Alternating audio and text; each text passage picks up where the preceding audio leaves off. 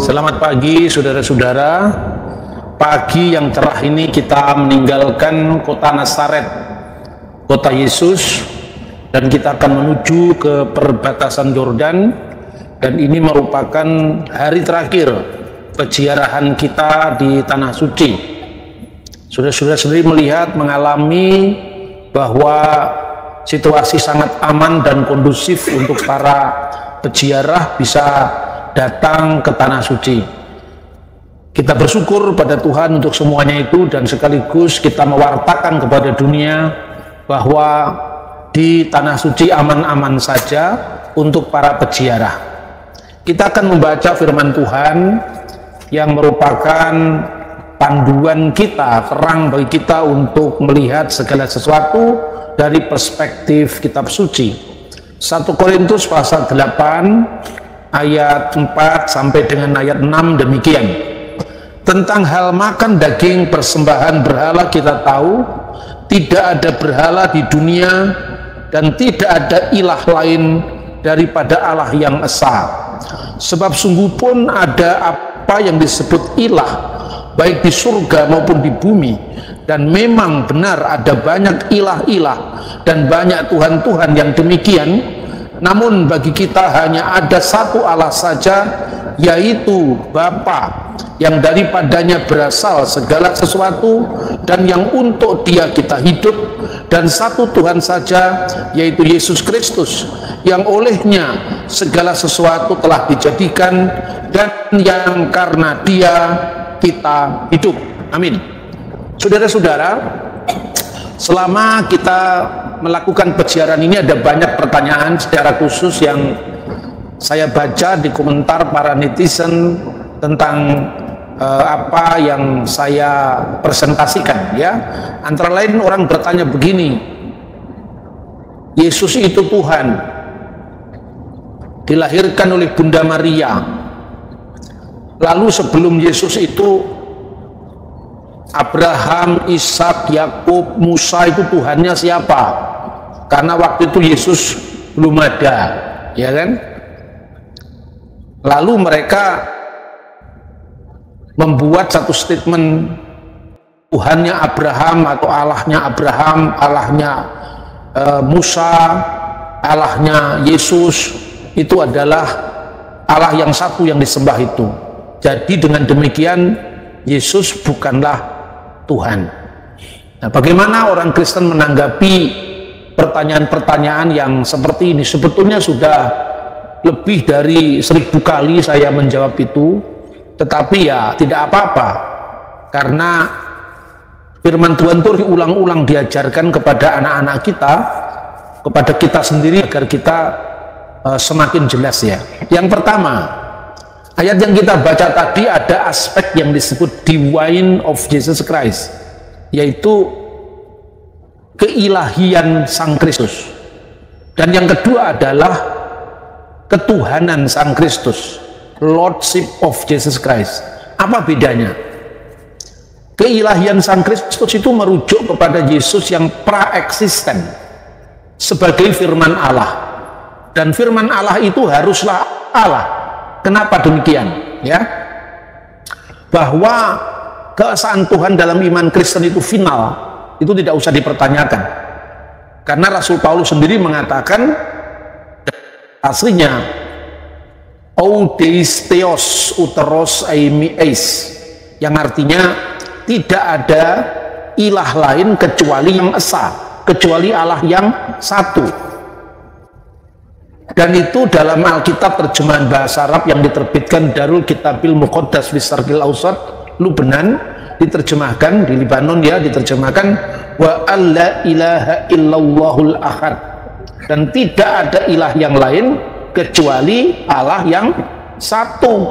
Dan itu terkait dengan apa yang penting dalam Shema Yisrael yang kemarin kita lihat di Mesusa, di Mesusa itu yang ditempelkan di setiap pintu di hotel kita yang kemarin kita lihat, ya Bapak Ibu, itu tertulis huruf Shin, yang artinya itu awalan dari Shema Yisrael, Adonai Eloheinu Adonai Echad. Dengarlah wahai Israel, Tuhan Allah kita, Tuhan itu esa. Dan ketika Yesus ditanyakan oleh orang-orang Yahudi ahli Taurat, hukum apa yang paling utama, misfah harisona, hukum apa yang paling utama, Yesus menjawab dalam Markus pasal 12 ayat 29, Shema Yisrael Adonai Elohenu Adonai. Jadi clear kalau soal keesaan Tuhan. Itulah sebabnya Trinitas itu tidak bicara tentang berapanya Allah, tapi bicara tentang kebagaimanaan Allah yang esa. Makanya dalam pengakuan iman kita, pengakuan iman panjang, itu disebutkan nu'min bi ilahin wahid. Kami percaya kepada Allah yang esa. Allah yaitu Allah, al-abdu bid al-kul, Tuhan Allah yang maha kuasa atas segala sesuatu, khaliqus sama'i wal ard, yang menciptakan langit dan bumi, kullu ma yura wa ma la yura, dan yang kelihatan maupun yang tidak kelihatan. Ini Syafi'i ini berasal dari gereja ortodoks, jadi syahadatnya sama dengan syahadat yang saya ucapkan. Sahih ya akhi? Sahih. Alhamdulillah. Itu yang disebut sebagai divine of Jesus Christ. Dan yang kedua itu nanti yang disebut lordship, ketuhanan.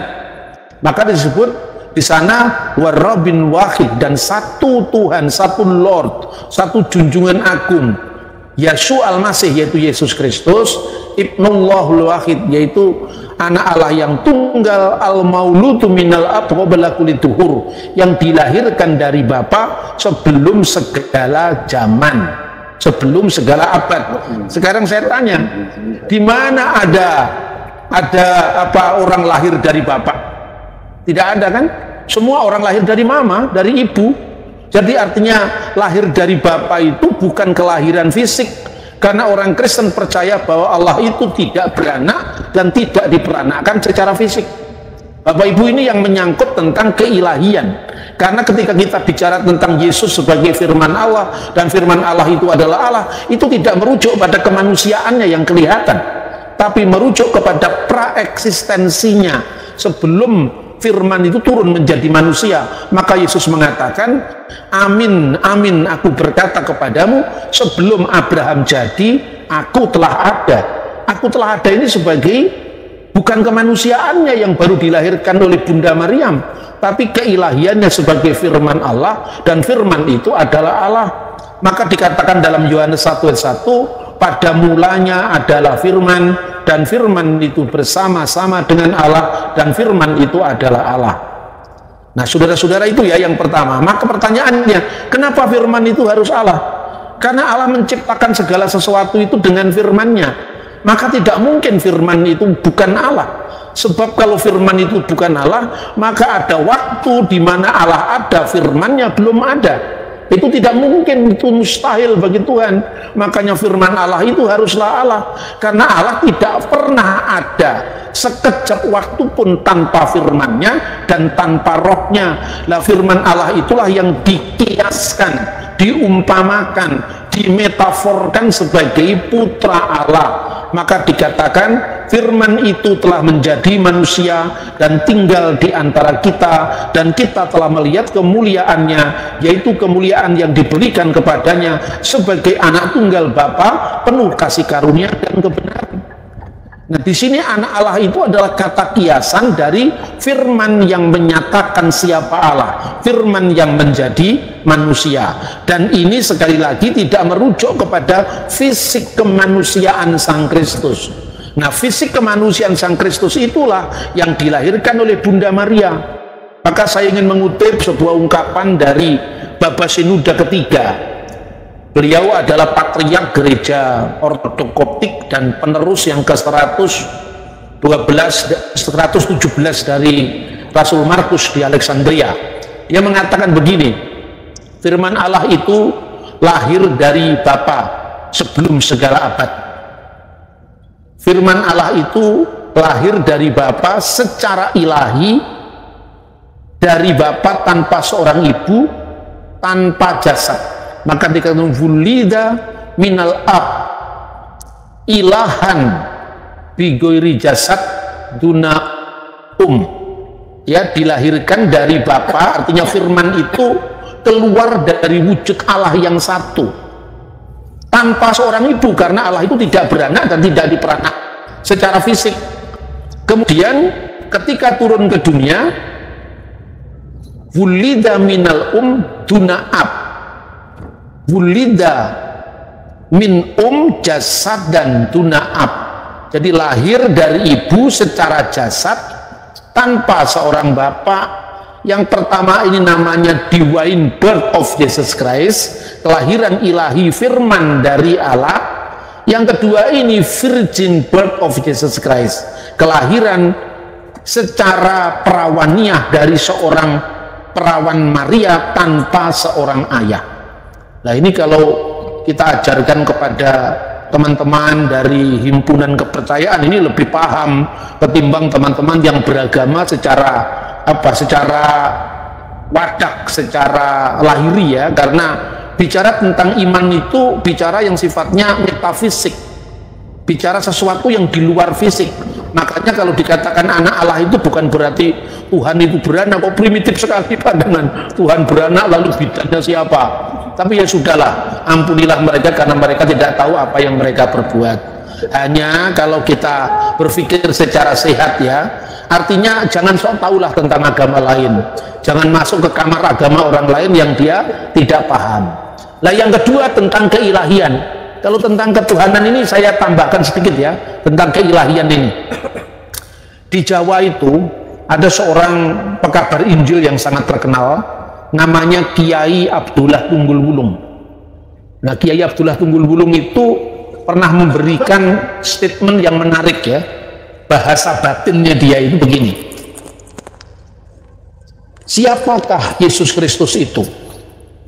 Lalu mengapa dia menjadi sangat khas ketika bicara tentang keberadaannya sebelum dia lahir ke dunia?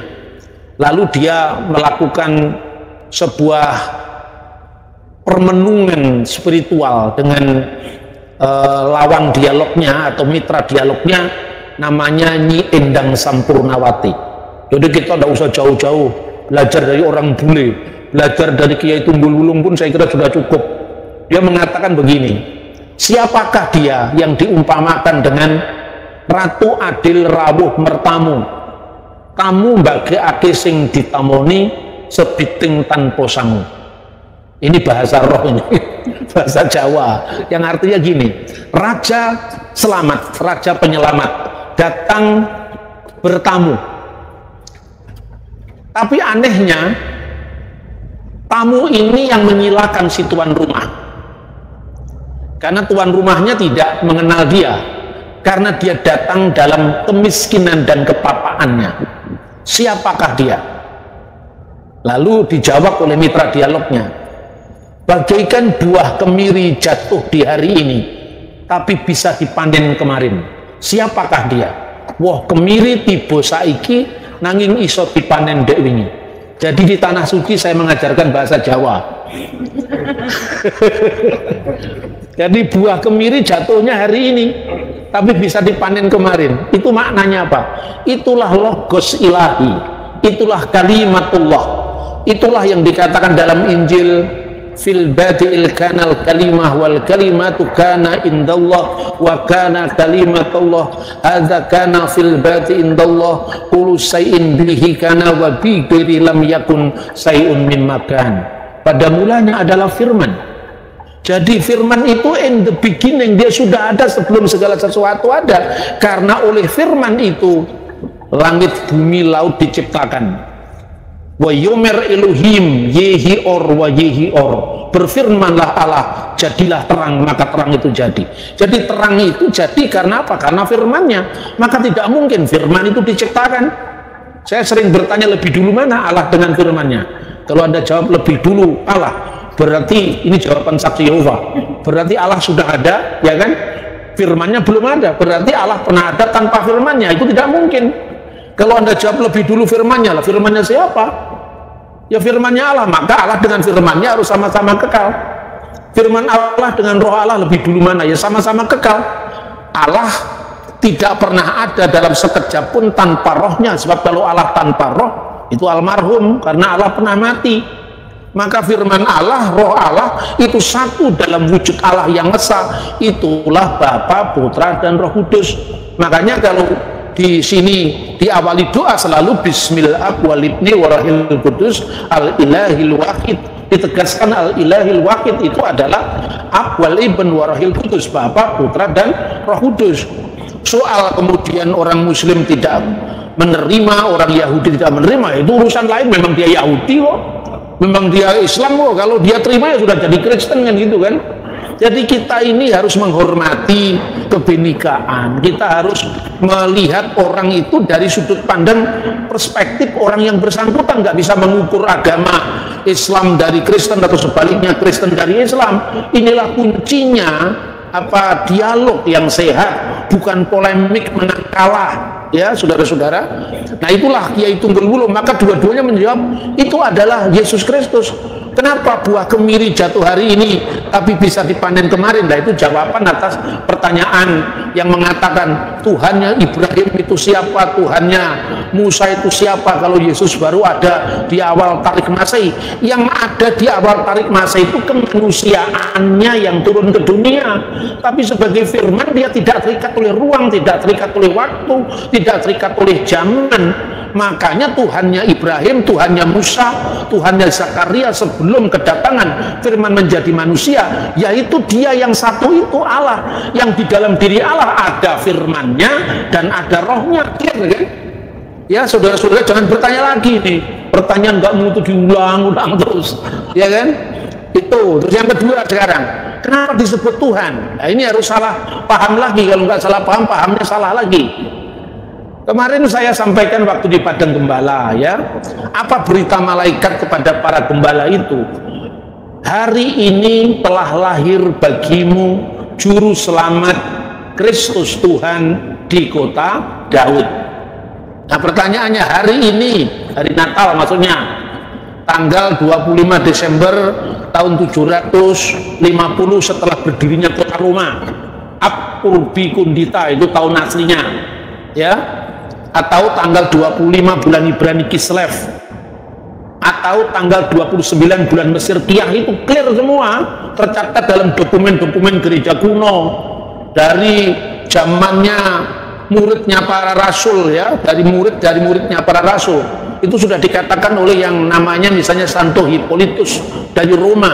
Hippolytus itu siapa? Muridnya Irenaeus dari Irenaeus itu siapa? Irenaeus itu muridnya Polikarpus dari Smyrna.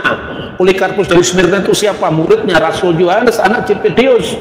Inilah yang disebut suksesio apostolik khilafah rasulia atau taklid al-muqaddas. Jadi gereja memiliki dokumen yang tanpa putus berasal dari para rasul. Nah, Hippolytus itu sudah mengatakan kapan Yesus itu dilahirkan. Dia mengatakan pro octo kalandon Januarion, artinya apa? 8 hari sebelum 1 Januari. Itu tahun 220-an saudara-saudara ditulis. Ya jauh sebelum kultus Dewa Matahari, tahun 274. Jadi kalau dikatakan Natal itu berasal dari Dewa Matahari, itu orang bangun kesiangan, tidak pernah belajar dokumen sejarah kuno, tapi sok taunya luar biasa. Dan itu yang merusak iman Kristen, karena historisitas itu dikorbankan hanya karena asumsi tanpa sumber primer. Ya itu saudara-saudara, kadang-kadang jawab karena sudah sejak tahun 2000 saya bikin siaran begini nggak ngerti-ngerti, tapi baru sadar saya generasinya berganti ya. Yang denger-denger saya tahun 2000-an itu mungkin sebagian sudah pulang pulang nggak lembaga, kan usianya lebih tua dari saya. Nah, sekarang mulai generasi baru ya, makanya jangan apa ya, ulangan pasal 6 ayat 4 sampai 9 itu ulang pengajaran ini. Kembali kepada berita malaikat tadi, juru selamat yaitu Kristus, itu Mesias. Tuhan itu Ha-Adon di kota Daud, yaitu di Bethlehem. Kenapa beritanya itu Tuhan? Karena Mazmur Daud 110, ya Mazmur 110 ayat 1, Neum Hashem Latoni, firman Tuhan kepada my Lord, kepada Tuanku, Seflimini, duduklah di sebelah kananku. Kemarin sudah saya bahas, tapi yang sekarang saya tekankan itu Hamasyah Ha-Adon, Sang Mesias Tuhan Nah, ini sebutan untuk Mesias. Anda tidak usah langsung belajar kepada bapak-bapak gereja. Anda baca Midrash Tehillim, itu semacam midrasnya Mazmur dari para rabi Yahudi. Siapakah yang disebut dengan Ha-Adon atau Adoni di sini? Dia adalah Malaka Mesiha, Raja Mesias yang akan datang. Jadi soal orang Yahudi tidak terima Yesua sebagai Hamasiah, itu urusan lain. Tapi bahwa Mesias akan bergelar My Lord, itu merupakan ajaran dari para rabi juga. Nah, kemudian jangan salah paham, kata Tuhan dalam bahasa Indonesia itu tidak sesempurna kata Lord dalam bahasa Inggris, tidak sepersis kata Adonai dalam bahasa Ibrani, tidak sepersis kata Dominus dalam bahasa Latin. Mengapa? Karena kata Dominus, kata Lord, kata Adonai itu satu kata bermakna ganda, Tuhan sekaligus Tuhan. Jadi kalau saudara bicara tentang Lord Jesus mati, dalam bahasa Inggris tidak ada ganjalan apa-apa, karena Lord itu adalah gelar, seperti Lord Charles mati. Jadi kalau Tuhan mati itu bukan Allah yang mati, tapi itu artinya gelar jabatan, gelar kehormatan. Makanya Lord of Lord itu Tuhan. Dulu dalam bahasa Melayu Anda membaca misalnya prasasti-prasasti Melayu, ya, itu disebutkan bahwa kata Tuhan dan Tuhan itu belum ada bedanya zaman itu. Makanya kalau Anda membaca Ramayana bahasa Melayu, Arjuna disebut Tuhan Arjuna, Tuhan Rama. Yaitu artinya Tuan Rama, Tuan Arjuna. Kemudian dalam perkembangan bahasa Malaysia dan bahasa Indonesia, kata Tuan itu bermakna menjadi Tuhan dan Tuan. Jadi asalnya satu. Kata Profesor Muhammad Yamin, kata Tuhan dengan penekanan huruf H itu artinya Tuan atas segala Tuan. Jadi ketika perempuan Samaria belum mengenal Yesus, dia mengatakan, Tuanlah Nabi itu. Maknanya Tuan di sini kata kurios. Tapi ketika Thomas sudah melihat bukti kebangkitan Yesus, bahwa dia yang diikuti itu, guru yang diikuti itu ternyata mengatasi fisiknya yang kelihatan sebagai manusia, ternyata dia bangkit di antara orang mati. Makanya dia mengatakan My Lord and my God. My Lord di sini sudah bermakna Tuhan, tidak hanya Tuhan, gitu loh saudara-saudara. Nah itulah maknanya, dan percaya akan satu Tuhan yaitu Yesus Kristus. Jadi Tuhan dan Tuan itu maknanya di dalam bahasa aslinya ganda.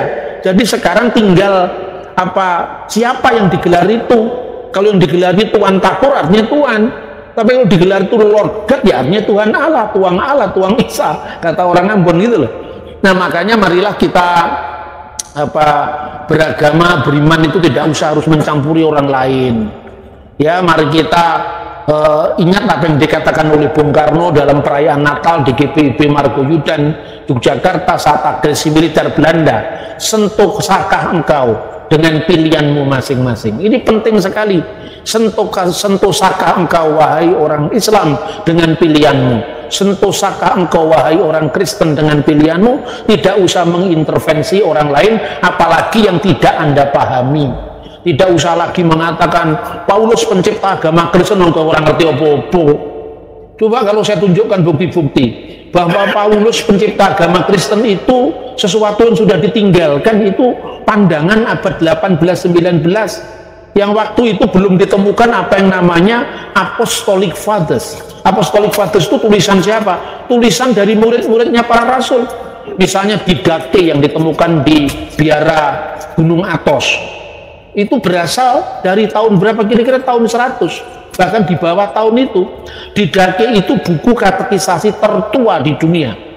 Itu ditulis ketika Rasul Yohanes masih hidup. Kalau Rasul Yohanes meninggal tahun 96 di Efesus, Didakte sudah ada.